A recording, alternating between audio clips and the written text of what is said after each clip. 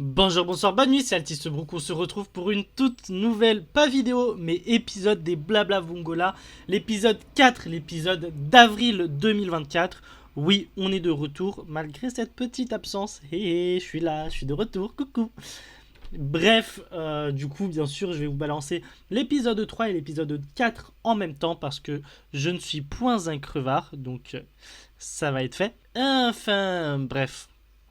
On va donc faire le bilan, comme d'habitude, de ce qui s'est passé sur ce mois d'avril. Et il y a des choses à dire, notamment une bonne nouvelle que j'aimerais vous partager. Voilà. Bref, on va peut-être commencer, ça peut être pas mal. Bon, alors, si on commençait comme d'habitude par ce qui s'est passé sur YouTube.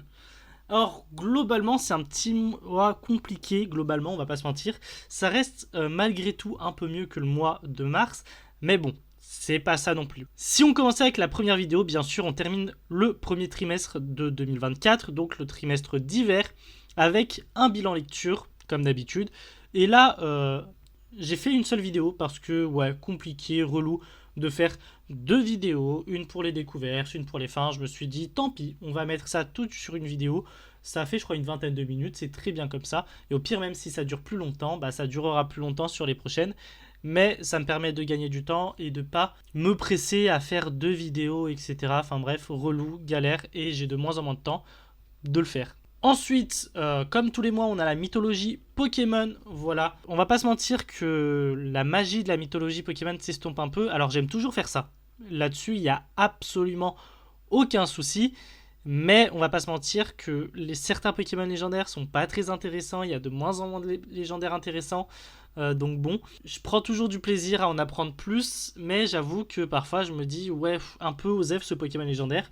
Mais bon, on n'est pas là pour faire du tri et on parle d'un maximum de Pokémon légendaires, voire de tous les Pokémon légendaires, si j'en oublie aucun, parce qu'un oubli peut arriver, comme j'ai failli faire avec Celebi lors de la deuxième génération, mais ceci est un détail, vous me connaissez. Bon, je crois que c'est la vidéo qui marche le plus et qui continue de marcher, hein, je vois encore les stats augmenter de jour en jour, c'est la vidéo sur la Mangatech.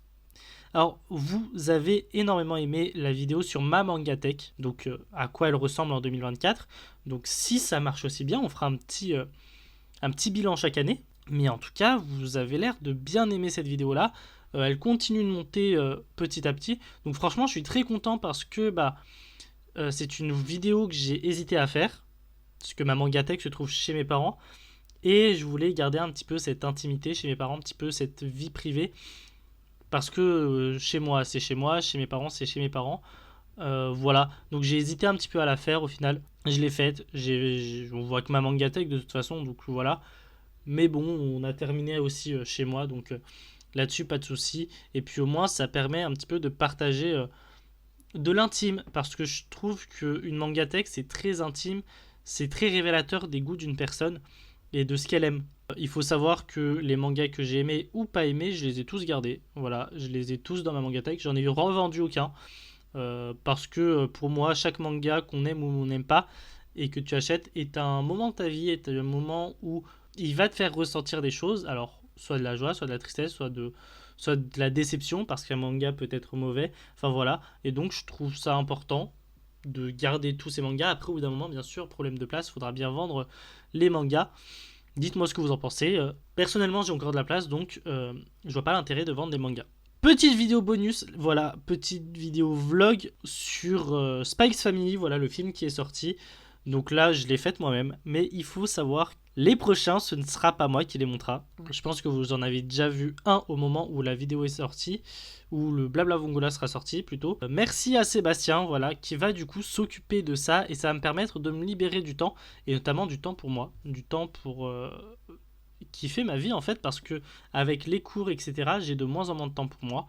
Donc ça me fera un petit peu de bien de délaisser ça. En plus, il le fait bénévolement et ça, je le remercie énormément. Mais on va en parler un petit peu de Sébastien, donc pas de souci là-dessus. Grave content parce que du coup, ça va permettre d'en montrer un petit peu plus, de faire un peu plus de vlogs, etc. aussi. Je sais que certains aiment voir de temps en temps des vlogs. Et on termine ce mois d'avril, j'allais dire de mai, mais non, mais d'avril, avec les vidéos, enfin la vidéo sur Mewtwo. Les différents médias du premier film Mewtwo, donc Mewtwo contre-attaque, avec tout simplement le film original, le remake et l'adaptation en manga du remake. Je voulais comparer ça parce que c'était super intéressant de comparer ça parce qu'on a 3 médias qui racontent la même chose, mais 3 médias qui sont totalement différents. Alors oui, l'essence même du média est le même, on raconte la même histoire, mais on raconte la même histoire de 3 manières différentes. Donc il était pour moi intéressant de les comparer et de vous en parler. Voilà, et puis on va pas se mentir, c'était une vidéo qui a été faite très rapidement, hein, pure nostalgie, parce que c'est un film que j'avais vu comme étant gamin, je voulais le revoir, donc c'était l'occasion parfaite de vous en parler. Bref, je pense qu'on a fait le tour pour YouTube, donc voilà, pas plus de choses, mais c'est plutôt intéressant tout ça. Ok, si on passait au reste de mes réseaux sociaux. Donc, pour commencer, TikTok. Je vais pas vous avouer que j'ai pas été très actif sur mon compte spam et mon compte Pokémon. Mais en tout cas, j'ai toujours été actif sur mon compte principal, donc le compte manga anime.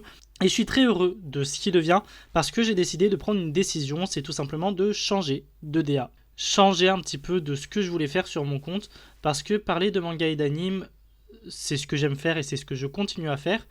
Mais je voulais mettre ça un peu plus au second plan. Et vraiment, du coup, comme vous le savez, le lundi, généralement, c'est un petit bilan lecture de la semaine de ce que j'ai lu la semaine d'avant. Donc ça n'a jamais changé, ça y est toujours. Enfin, il y a toujours eu ça, mais j'ai pas fixé de jour précis. Donc là, ça sera le lundi. Ensuite, le mardi, je me suis fixé une vidéo sur Reborn. Tous les mardis, on parlera de Reborn parce que c'est un manga que je veux mettre en valeur, c'est un manga que je veux en parler, c'est un manga que je veux mettre plus en avant. Donc je me suis dit, tous les mardis, on parle de Reborn. Ça tombe bien, je relis Reborn et je continuerai de relire Reborn. Donc j'apprête plus d'attention sur ce que je lis parce qu'il y a des choses que je pourrais en parler, notamment une vidéo qui va arriver que j'ai préparée. Par exemple sur la promesse qu'a fait Ryuhei Sasagawa envers sa sœur, donc Kyoko. Quelle est cette promesse, pourquoi cette promesse, etc. Donc ça par exemple, c'est des petits trucs qu'on ne fait pas attention mais qu'il faut en parler parce que c'est cool d'en parler.